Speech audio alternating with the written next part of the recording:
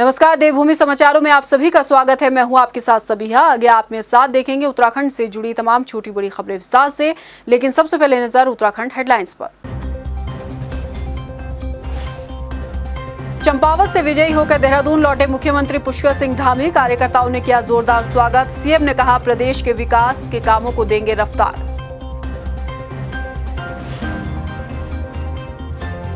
चुनाव में मिली हार का कांग्रेस संगठन के पास नहीं कोई जवाब, बीजेपी पर गंभीर आरोप। हरदा ने कहा थोपे हुए चुनाव से लोकतंत्र की हुई हत्या।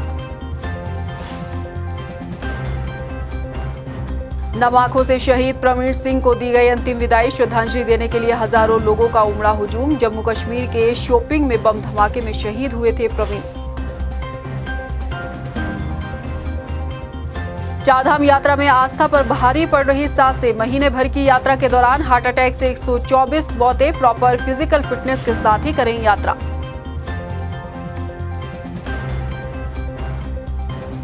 और रुड़की में इलाज कराने आए दो पक्षों में झगड़ा, घरेलू विवाद को लेकर जमकर चले लात घुसे, तमाशबीन बने रहे होमगार्ड्स। हेडलाइंस के बाद बुलेटिन में खबरें विस्तार से। चंपावत उपचुनाव में विजयी होने के बाद आज देहरादून लौटे मुख्यमंत्री पुष्कर सिंह धामी का भव्य स्वागत किया गया। देहरादून के परेड ग्राउंड में मुख्यमंत्री के स्वागत में भव्य कार्यक्रम का आयोजन भी हुआ, जहां कार्यकर्ताओं ने पुष्कर सिंह धामी जिंदाबाद के नारे लगाए। इसके बाद सीएम पुष्कर सिंह धामी बीजेपी कार्यालय पहुंचे, जहां बीजेपी दिग्गजों ने मुख्यमंत्री पुष्कर सिंह धामी को चंपावत उपचुनाव में मिली ऐतिहासिक जीत पर बधाई दी। इस मौके पर मुख्यमंत्री पुष्कर सिंह धामी ने चंपावत की जनता का आभार जताते हुए कहा कि प्रदेश के विकास काम उनकी प्राथमिकता रहेंगे और जनता की उम्मीदों पर खरा उतरने का बीजेपी सरकार काम करेगी। आज ये मेरा स्वागत समारोह नहीं है, ये उन सब कार्यकर्ताओं का स्वागत समारोह है जिन्होंने इसमें बहुत परिश्रम किया और आप सबकी भावनाएं इनकी जुड़ी हुई थी। होता क्या है, जब मेरे जैसे लोग चुनाव लड़ते हैं या हम में से जितने लोग मंच में ज्यादातर लोग हैं, अगर कभी उपचुनाव लड़ रहे हो या जनरल चुनाव भी लड़ रहे हो तो सभी लोगों की इच्छा होती वहां पहुंचे। लेकिन इस बार ऐसा माहौल वहां पर था कि ऐसा लग रहा था कि वहां पर पूरी पार्टी तो चुनाव लड़ ही रही है, पूरी पार्टी के साथ साथ सभी चंपावत वाले चुनाव लड़ रहे हैं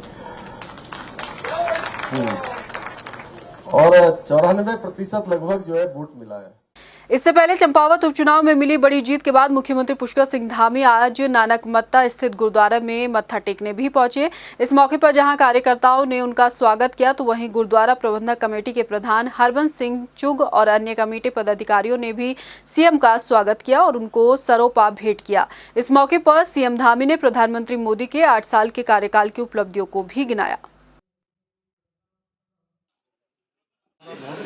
हमेशा प्रेरणा लेता रहा हूँ, बचपन से यहाँ आता रहा हूँ। आज भी यहाँ आया, प्रदेश में हमारी सुख शांति रहे, प्रदेश की तरक्की हो, सभी लोग खुशहाल हो, हमारा प्रदेश आगे बढ़े।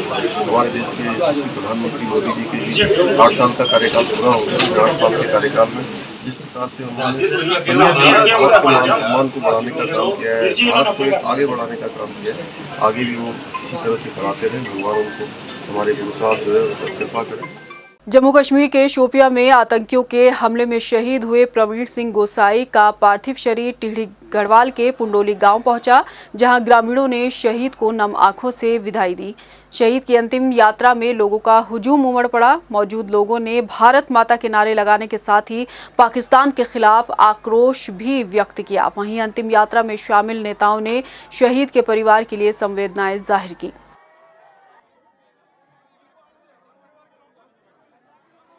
प्रवीण ने अपनी शहादत दी हमारी रक्षा के लिए और हमारा सबका गला भरा हुआ है। देखिए, इस देश की रक्षा के लिए पहली बूंद अगर रक्त की देता है तो ये उत्तराखंड का जवान देता है और टिहरी के बेटे ने प्रवीण ने अपनी शहादत दी है। अब ये देश का फ़र्ज बनता है कि वो उसके परिवार के हितों की रक्षा करें। ठीक है, आज एक जो है लोगों में उबाल है, इस देश की रक्षा के लिए प्रवीण ने अपनी शहादत दी है, लेकिन जो है वो भविष्य में भी उसी तरह का जो है उनके परिवार के हितों की रक्षा के लिए हम कुछ कर सकें।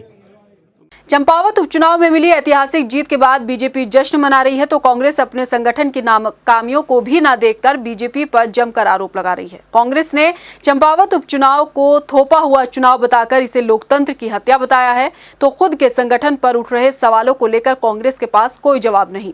ऐसे में सवाल यह है कि क्या कांग्रेस के लिए लोकसभा चुनाव की राह आसान होगी? एक रिपोर्ट।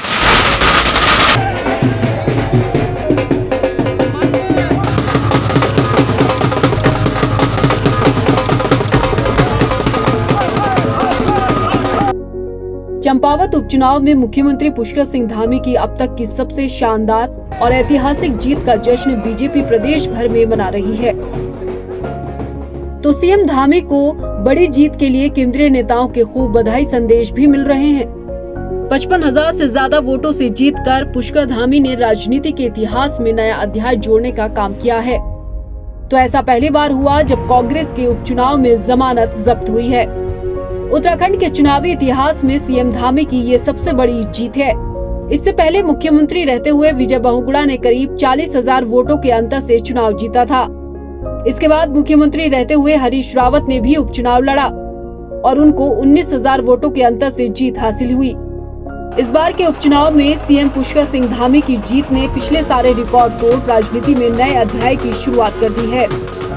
चंपावत की महान जनता को हृदय से बधाई देता हूं कि उन्होंने एक ऐसी प्रचंड, एक ऐसी महान जीत, हम लोग जब चंपावत में थे, हम जनता के बीच में जा रहे थे तो आम लोगों की जो भावना थी वो चंपावत के विकास को लेकर थी। तो आज इतनी प्रचंड जीत के लिए मैं वहां की महान जनता को हृदय से बधाई और शुभकामनाएं देता हूं। उपचुनाव के फाइनल नतीजे आने के बाद बीजेपी के हाथ मात खाई कांग्रेस के लिए जहां मंथन और चिंतन करने का वक्त है तो वहीं कांग्रेस अपनी नाकामियों को अनदेखा कर भाजपा पर कई गंभीर आरोप लगा रही है। पूर्व मुख्यमंत्री हरीश रावत और कांग्रेस के प्रदेश अध्यक्ष करण माहरा ने चुनावी परिणामों की जांच की मांग करते हुए भाजपा पर दुष्प्रचार का आरोप लगाया तो वहीं हरीश रावत ने चंपावत उपचुनाव को एक थोपा हुआ चुनाव करार दे डाला। और इस राज्य में लोकतंत्र की हित में होता, बिना सत्ता के दबाव के चुनाव होता। हम जानते हैं कि परिणाम हमारे पक्ष में नहीं रहने जा रहा था, लेकिन जिस तरीके से मार्जिन अर्जित किया गया है उससे कांग्रेस नहीं, लोगों को गंभीरता से विचार करना चाहिए। उत्तराखंड के अंदर लोकतंत्र कमजोर हुआ। जिस तरीके से चुनाव चला वो चिंता का विषय है और लोकतंत्र की हत्या के रूप में मैं इसको देखता हूँ। जिस तरीके से 2 घंटे बिजली बंद करी गई और सीसी कैमरे जो टीवी थे वो बंद हो गए और उसमें पोलिंग कराई गई, उसकी जांच की मांग कांग्रेस करेगी और हम चाहते हैं कि उसके एक रिटायर्ड जज से जांच हो कि जो 2 घंटे पोलिंग के टाइम में बिजली गुल करके सीसीटीवी कैमरे बंद किए गए, उससे पहले सुबह ही निर्मला गहतोड़ी जी ने आशंका जताई थी जब 50% से ज़्यादा बूथों पे एजेंट्स को नहीं बैठने दिया गया, उनको वहां से डरा धमका के भगाया गया। चंपावत विधानसभा का चुनावी इतिहास देखने पर मालूम होता है कि इस सीट पर कभी बीजेपी तो कभी कांग्रेस का कब्जा रहा, लेकिन इस बार सीएम धामी पर भरोसा और विकास की उम्मीद पर कायम चंपावत की जनता ने अपने फैसले की मोहर लगा दी है। ऐसे में अपनी जमानत गंवा चुकी कांग्रेस को पार्टी संगठन पर फोकस करने की जरूरत इसलिए भी है क्योंकि अब तक कांग्रेस सीएम धामी के चेहरे के मुकाबले टिक नहीं पाई है। कभी कांग्रेस की अंतर्कलह तो कभी पार्टी की गुटबाजी किसी से छिपी नहीं है। बेहतर होगा कि पार्टी के सीनियर लीडर्स को चाहिए कि पार्टी की कमियों पर काम कर मजबूती के साथ मैदान में उतरकर विपक्ष की भूमिका निभाई जाए, नहीं तो लोकसभा चुनाव की राह कांग्रेस के लिए आसान नहीं होगी।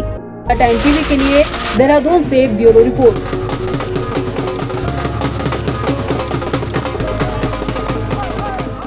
प्रदेश में उपचुनाव का शोर जरूर थम गया है, लेकिन विधानसभा चुनाव से पहले उठा मुस्लिम यूनिवर्सिटी का मुद्दा अब तक ठंडा नहीं हो पाया। वजह कई है। कांग्रेस 2022 के विधानसभा चुनाव को हारने की वजह से इस मुद्दे को ही मानती है। कांग्रेस के दिग्गज नेता हरीश रावत तो अपने ऊपर लगे इस दाग को धोने के लिए आरोप साबित होने पर राजनीति से संन्यास लेने की बात भी कह चुके हैं। इतना ही नहीं, हरीश रावत अब इनाम देने की बात कर रहे हैं और बाकायदा इनाम की राशि भी अच्छी खासी है। पूरा माजरा समझिए हमारी इस रिपोर्ट में। प्रदेश में 2022 का विधानसभा चुनाव हुए तकरीबन 2 महीने गुजर गए। विधानसभा चुनाव के बाद सीएम पुष्कर सिंह धामी को विधानसभा का सदस्य बनाने के लिए उपचुनाव भी हो चुका और नतीजे भी आ गए। लेकिन 2022 के विधानसभा चुनाव में जनता का समर्थन हासिल करने और सत्ता पर काबिज होने के लिए तमाम मुद्दों में से एक मुद्दा मुस्लिम यूनिवर्सिटी का भी सियासत में गूंज रहा है। कांग्रेस शुरू से ही अपनी हार का कारण मुस्लिम यूनिवर्सिटी को मानती है। इतना ही नहीं, कांग्रेस के दिग्गज चुनाव के नतीजे आने के बाद से ही मुस्लिम यूनिवर्सिटी पर कई बार बयान भी दे चुके हैं। मुस्लिम यूनिवर्सिटी बनाए जाने का दाग झेल रहे कांग्रेस के दिग्गज नेता हरीश रावत ने तो लगातार इस मामले पर सबूत भी मांगे हैं। हरदा ने तो मुस्लिम यूनिवर्सिटी के दाग को धोने के लिए ये तक कह डाला कि अगर कोई ये आरोप साबित कर दे तो वे राजनीति से संन्यास ले लेंगे। इतना ही नहीं, आरोप तथ्यों के आधार पर हरदा उस शख्स को इनाम के तौर पर 3 लाख रुपए भी देंगे। इससे पहले हरीश रावत ने इनामी राशि को 2 लाख रुपए किया हुआ था। हरीश रावत विधानसभा चुनाव में कांग्रेस की हार और अपनी विधानसभा सीट लालकुआ गंवाने के बाद लगातार मुस्लिम यूनिवर्सिटी को जिम्मेदार ठहरा रहे हैं। हरीश रावत ने कई बार भाजपा पर हमला करते हुए कहा कि प्रदेश में भाजपा ने मूलभूत सुविधाओं से जनता को भटकाकर मुस्लिम यूनिवर्सिटी के झूठ को लालकुआं के गांव-गांव तक पहुंचाया। चुनाव में क्षेत्र का भ्रमण करने के दौरान उन्हें मालूम हुआ कि उनके सिर पर भाजपा ने मुस्लिम यूनिवर्सिटी की टोपी पहनाई है, जिसमें भाजपा की सोशल मीडिया सेल रात दिन एक किए हुई थी और इसी झूठ को फैलाने के बाद भाजपा सत्ता पर काबिज हुई है। अब मैं देख रहा हूँ कि कुछ लोग जो है उस मुस्लिम यूनिवर्सिटी जिसका मुझे कहीं से अता पता भी मालूम नहीं, कुछ किसी ने कुछ कहा ही नहीं, जिसमें मुझे कोई जानकारी नहीं जिस विषय की जो है, उसकी टोपी मेरे सर पर पहनाने की कोशिश कर रहे हैं। और भाजपा का पूरा सोशल मीडिया उस काम में लगा हुआ है, ये देखने के लिए कि हरीश रावत के सर पर कैसे फिट आ जाए, कैसे इसको मुस्लिम यूनिवर्सिटी को हरीश रावत के गले में डाल दिया जाए। एक सरासर झूठ। खैर, इस दाग को लगाने वाले पूर्व कांग्रेस नेता अकील अहमद पर कांग्रेस पहले ही कार्रवाई कर चुकी है। विधानसभा चुनाव के दौरान इस बयान को देने वाले अकील अहमद 6 साल के लिए पार्टी से निष्कासित हैं, लेकिन अकील का लगाया दाग हरदा झेल रहे हैं और इसको धोने के लिए वो एड़ी चोटी का जोर लगा रहे हैं। उत्तराखंड कौशल विकास मिशन के तहत 2 कौशल रथ हल्द्वानी से पहाड़ी सीमांत इलाकों के लिए रवाना किए गए। कुमाऊं कमिश्नर दीपक रावत ने कौशल रथ को झंडी दिखाकर रवाना किया। ये रथ गांवों में जाकर कई विभागों की सभी योजनाओं का प्रचार प्रसार करेंगे। इस प्रक्रिया में कौशल विकास योजनाओं से जुड़ने के लिए युवाओं का रजिस्ट्रेशन भी किया जाएगा। कुमाऊं में जो भी हमारे मेजर सेंटर्स हैं जहाँ पे आबादी ज़्यादा है, छोटी जगहों पे इनफैक्ट ये रथ जाएगा और जो अलग अलग स्किल प्रोग्राम्स चलाए जा रहे हैं कौशल विकास विभाग द्वारा, उसके बारे में जानकारी दी जाएगी। और इसमें बड़ा सिंपल है आवेदन करना। यहाँ पे QR कोड उसको स्कैन करते ही उसके डिटेल्स आपके फ़ोन में आ जाएंगे, आप ऑनलाइन अप्लाई कर सकते हैं। अच्छी बात यह है कि जो कौशल विकास विभाग है वो इसको फॉलो अप करेगा, वो आपसे संपर्क में आएगा, आपकी डिटेल्स भी पूछेगा और आपको एनरोल करेगा उन कोर्सेज में जिनके आप इच्छुक हैं। मैं इस समय कौशल विकास से संबंधित कार्यों की जानकारी देने के लिए और ITI में प्रवेश से संबंधित जागरूकता फैलाने के लिए कौशल विकास रथों का आयोजन किया गया है। इन रथों को राज्य स्तर पर माननीय मंत्री जी के द्वारा देहरादून से रवाना किया गया और कुमाऊं मंडल में आज जो है माननीय आयुक्त महोदय इसको रवाना कर रहे हैं। रुड़की के सिविल अस्पताल में इलाज कराने आए 2 पक्ष आपस में भिड़ गए। दोनों पक्षों में जमकर लात घूसे चले। इस बीच अस्पताल में व्यक्ति को देखने आए उसके चाचा को भी नहीं बख्शा गया। बताया जा रहा है कि 2 सगे भाइयों में घरेलू विवाद के चलते किसी बात को लेकर झगड़ा हो गया और विवाद इतना बढ़ा कि मारपीट तक की नौबत आ गई। झगड़े के चलते अस्पताल में अफरा तफरी मच गई। वहीं अस्पताल से पुलिस चौकी महज चंद दूरी फासले पर रही, मगर कोई भी पुलिसकर्मी मौके पर नहीं पहुंचा और जो 2 होमगार्ड्स मौके पर रहे वो भी तमाशबीन बने रहे। मैं 4 धाम की यात्रा से आया आज ही। मुझे ऋषिकेश पता चला था, मैं एयरपोर्ट पे सवारी छोड़ के यहाँ से आया। कहते रहे भतीजे को चोट ज़्यादा लग रही। मैं यहाँ देखना आ गया तो यहाँ से आके मेरे पे हमला करा। तू देखने क्यों आया? मेरी घरवाली के साथ मेरे भाई आके घर में अत्याचार करते हैं, मारते हैं, छेड़ते हैं। मैं 10-10 दिन में गाड़ी चलाता हूँ, 10-10 दिन में घर आता हूँ। सुबह मैं उठा तो मेरी बहन और मेरी माँ सब पकड़ के ये इन्होंने कोली भर रखी मेरी घरवाले की और मार पिटाई कर दे मेरा भाई। मैं बाहर निकल के आया तो मुझे चक्कू लट वगैरह मार के मुझे भी मार लिया, सबने दाब लिया। दिनेशपुर में आम आदमी पार्टी के कार्यकर्ताओं ने सुभाष व्यापारी को जिला अध्यक्ष बनाया, जिसके बाद सुभाष व्यापारी का स्वागत किया गया। नवनियुक्त जिला अध्यक्ष सुभाष व्यापारी ने कहा कि वो विधानसभा क्षेत्र में आम आदमी पार्टी को मजबूत करेंगे, साथ ही केजरीवाल सरकार की जो नीति है उस पर काम किया जाएगा। उन्होंने बड़ी जिम्मेदारी मुझे दी है और मैं कोशिश करूंगा कि इस जिम्मेदारी को पूरी ईमानदारी के साथ निभाऊं।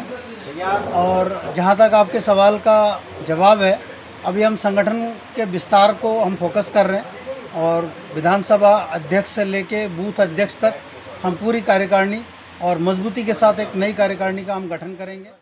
इस साल की चारधाम यात्रा में अब तक कई रिकॉर्ड टूट चुके हैं तो कई बन रहे हैं। कोरोना काल के 2.5 साल बाद चारधाम यात्रा के पटरी पर लौटने से पर्यटन व्यवस्था में तो सुधार जरूर आया है, लेकिन चारधाम यात्रा पर आने वाले तीर्थयात्रियों की हार्ट अटैक से मौतें होने का सिलसिला रुकने का नाम नहीं ले रहा। माना जा रहा है कि हालात ऐसे ही रहे तो यकीनन इस बार नया रिकॉर्ड कायम हो सकता है। आस्था के आगे सांसें हो रही बेबस, यात्रा के दौरान हार्ट अटैक से हो रही मौतें। महीने भर में यात्रा के दौरान 124 श्रद्धालुओं की मौत, पिछले सालों के मुकाबले तेजी से बढ़ रहा ग्राफ। 3 मई से प्रदेश भर में शुरू हुई चारधाम यात्रा को 1 महीना बीत चुका है। इस 1 महीने में चारधाम यात्रा में पहुंचे लाखों श्रद्धालु चारों धामों के दर्शन कर चुके हैं। कोरोना काल के बाद पटरी पर लौटी यात्रा से कारोबारियों के चेहरे खिले हैं, तो इससे राज्य के पर्यटन की रीढ़ भी मजबूत हुई है। इस साल की यात्रा के दौरान कई रिकॉर्ड टूटने और नए कायम होने का सिलसिला जारी है। रोजाना हजारों की तादाद में चारों धाम के दर्शन के लिए पहुंच रहे श्रद्धालुओं में आस्था को लेकर अटूट विश्वास और उत्साह भी देखा जा रहा है, मगर इस आस्था में कई लोगों की सांसें उनका साथ तेजी से छोड़ रही हैं। यात्रा के शुरुआती 1 महीने में अब तक 124 श्रद्धालुओं की मौत हार्ट अटैक से हो चुकी है, जबकि और सालों के मुकाबले देखा जाए तो ये आंकड़ा दिन ब दिन बढ़ने पर ही है। 2019 में इस अवधि में 48 श्रद्धालुओं ने दम तोड़ा था। हालांकि सरकार की तरफ से संबंधित जिलों के सीएमओ से मौत के कारणों पर विस्तृत रिपोर्ट मांगी गई है, तो केंद्र सरकार भी इस मामले में संज्ञान ले चुकी है। आंकड़ों पर नजर डालें तो हार्ट अटैक से मरने वाले श्रद्धालुओं का पैमाना कुछ इस तरह है। साल 2019 में यमुनोत्री धाम में 7, गंगोत्री धाम में 5, केदारनाथ में 29 और बद्रीनाथ में 7 श्रद्धालुओं ने इस अवधि में हार्ट अटैक से दम तोड़ा। साल 2022 में आंकड़े में बढ़ोतरी नजर आई। यमुनोत्री धाम में 31, गंगोत्री में 6, केदारनाथ में 58 और बद्रीनाथ धाम में 24 श्रद्धालुओं ने इस अवधि में दम तोड़ा। आंकड़े देखने के बाद ये समझ आता है कि केदारनाथ में हार्ट अटैक से दम तोड़ने वाले श्रद्धालुओं का ग्राफ साल दर साल बढ़ता ही जा रहा है। ऐसे में अभी यात्रा को शुरू हुए सिर्फ 1 महीना बीता है और इतने बड़े पैमाने पर हार्ट अटैक से हो रही मौतें यकीनन चिंता का विषय है। चलिए अब हार्ट अटैक से दम तोड़ने के पीछे कुछ कारणों को भी समझ लिया जाए। यात्रा के दौरान पड़ावों में ठहराव कम होने के साथ मौसम में तेजी से दिख रहे बदलाव को भी इसके पीछे कारण माना जा रहा है। श्रद्धालुओं की तरफ से स्वास्थ्य संबंधी बरती जा रही लापरवाही भी एक बड़ी वजह के तौर पर सामने आ रही है। उत्तराखंड सरकार 4 धामों पर आने वाले सभी श्रद्धालुओं से अपील कर चुकी है कि अपना स्वास्थ्य परीक्षण कराने के बाद ही यात्रा पर निकले। ऐसे में श्रद्धालुओं को भी चाहिए कि अपने स्वास्थ्य को ध्यान में रखकर ही यात्रा करने की प्लानिंग करें, अन्यथा यात्रा पर परेशानियों से दो चार होने के साथ आपकी जान पर भी बन सकती है। टाइम टीवी के लिए देहरादून से ब्यूरो रिपोर्ट। लोहाघाट में नगर पालिका और प्रशासन ने अवैध अतिक्रमण हटाया, साथ ही कई व्यापारियों के चालान भी काटे। इसके साथ ही अतिक्रमणकारियों को आगे से अतिक्रमण न करने की भी चेतावनी दी गई। वहीं अतिक्रमण हटाने के दौरान व्यापारियों की नगर पालिका टीम के साथ बहस भी हुई। नगर पालिका और तहसील प्रशासन द्वारा अवगत कराया गया था कि शहर में कई जगह जो है एनक्रोचमेंट हो चुका है, जिसके तत्वाधान में हमारे द्वारा आज तहसीलदार साहब के साथ और बीओ साहब के साथ आज कार्रवाई की गई फोर्स के साथ, और जो भी शहर में एनक्रोचमेंट था उसको हटाया गया, उनके चालान काटे गए और लोगों को हिदायत दी गई कि रोड की व्यवस्था को खराब न करें, यातायात को सुगम रहने दें और अनावश्यक जो भी एनक्रोचमेंट कर रहा है उसके विरुद्ध भविष्य में भी हमारे द्वारा इस तरह के अभियान अमल में लाए जाएंगे। सितारगंज के पंडरी गांव में अज्ञात लोगों ने साजिद मालिक नाम के व्यक्ति पर चाकू से हमला कर उसे गंभीर रूप से घायल कर दिया, जिन्हें सामुदायिक स्वास्थ्य केंद्र लाया गया है। डॉक्टरों ने प्राथमिक उपचार के बाद उन्हें हायर सेंटर रेफर कर दिया। उम्र इनकी लगभग 38 वर्ष है, पंडरी निवासी है, जिनके ऊपर कुछ अज्ञात व्यक्तियों के द्वारा हमला किया गया है। हमला धारदार हथियारों से किया गया है और जो चोटें हैं वो मुख्यतः पेट पे आई हैं, अन्य भागों पर भी आई हैं। हमारे द्वारा प्राथमिक उपचार दिया गया है और उनको बेहतर उपचार के लिए हायर सेंटर संदर्भित कर दिया। रुद्रपुर के जयनगर में मौजूद निजी फैक्ट्री में शॉर्ट सर्किट की वजह से आग लग गई। आग काफी भयानक थी। 5 दमकल की गाड़ियों ने कड़ी मशक्कत के बाद आग पर काबू पाया। आग लगने से फैक्ट्री में मौजूद सामान जलकर खाक हो गया। आपको बता दें कि फैक्ट्री में ग्लव्स बनाए जाते हैं। ये अभी मेरे को पता करना पड़ेगा क्या वजह रही, क्योंकि मैं भी था नहीं, तो अभी उसको देख के क्या रही है मैं भी एक बार जाँच हुआ, उसके बाद पता चलेगा क्या है। ये ग्लव्स बनते हैं। पौड़ी में गुलदार ने बुजुर्ग महिला को अपना निवाला बनाया। महिला की मौत हो गई है। घटना के बाद से ग्रामीण आक्रोश में हैं और मांग कर रहे हैं कि गुलदार को आदमखोर घोषित कर दिया जाए ताकि वो सुरक्षित रह सके। वहीं गढ़वाल वन प्रभाग के डीएफओ मुकेश कुमार ने ग्रामीणों को गुलदार से सुरक्षा का भरोसा दिलाया है। आपको बता दें कि क्षेत्र में ये दूसरी घटना है। गुलदार इससे पहले भी एक महिला को अपना निवाला बना चुका है।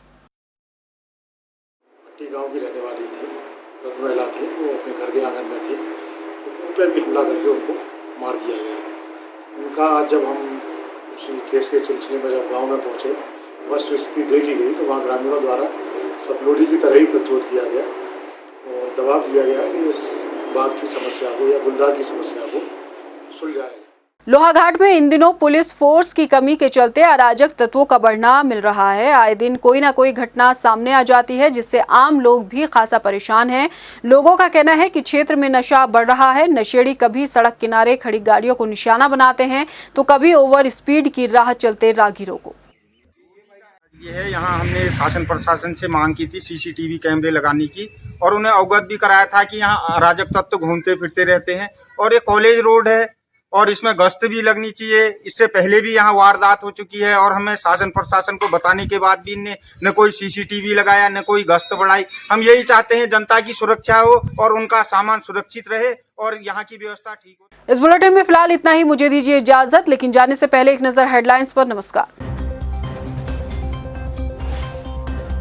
चंपावत से विजयी होकर देहरादून लौटे मुख्यमंत्री पुष्कर सिंह धामी। कार्यकर्ताओं ने किया जोरदार स्वागत। सीएम ने कहा प्रदेश के विकास के कामों को देंगे रफ्तार।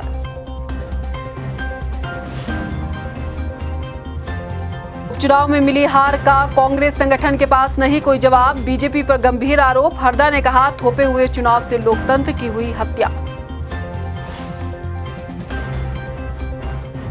नम आंखों से शहीद प्रवीण सिंह को दी गई अंतिम विदाई। श्रद्धांजलि देने के लिए हजारों लोगों का उमड़ा हुजूम। जम्मू कश्मीर के शोपिंग में बम धमाके में शहीद हुए थे प्रवीण। चारधाम यात्रा में आस्था पर भारी पड़ रही सांसें। महीने भर की यात्रा के दौरान हार्ट अटैक से 124 मौतें। प्रॉपर फिजिकल फिटनेस के साथ ही करें यात्रा।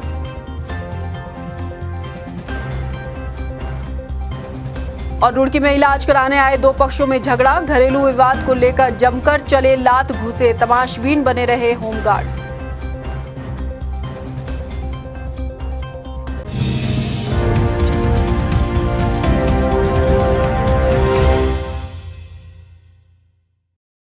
दिनेशपुर जाफरपुर रोड स्थित आनंद खेड़ा नंबर 1 में विश्वास रेड रोज इंटर कॉलेज में एडमिशन शुरू हो चुके हैं। कक्षा 1 से 12वीं तक के इस स्कूल में छात्रों की हर सुविधा का रखा जाता है खास ख्याल। पढ़ाई में बच्चे सबसे आगे। हर साल हाई स्कूल और इंटरमीडिएट में रहता है 90% से ऊपर छात्रों का रिजल्ट। और तो और स्कूल में SC ST और पिछड़े वर्ग के छात्र छात्राओं के लिए स्कॉलरशिप की भी खास सुविधा। बच्चों को घर से लाने और ले जाने के लिए है स्कूल बस की व्यवस्था। हवादार स्कूल बिल्डिंग में सौर ऊर्जा के खास इंतजाम। शिक्षा व्यवस्था में एकदम अव्वल। तो देरी किस बात की, जल्द कराएं आप भी अपने बच्चे का दाखिला और बनाएं अपने बच्चे का भविष्य सुनहरा। अधिक जानकारी के लिए संपर्क करें।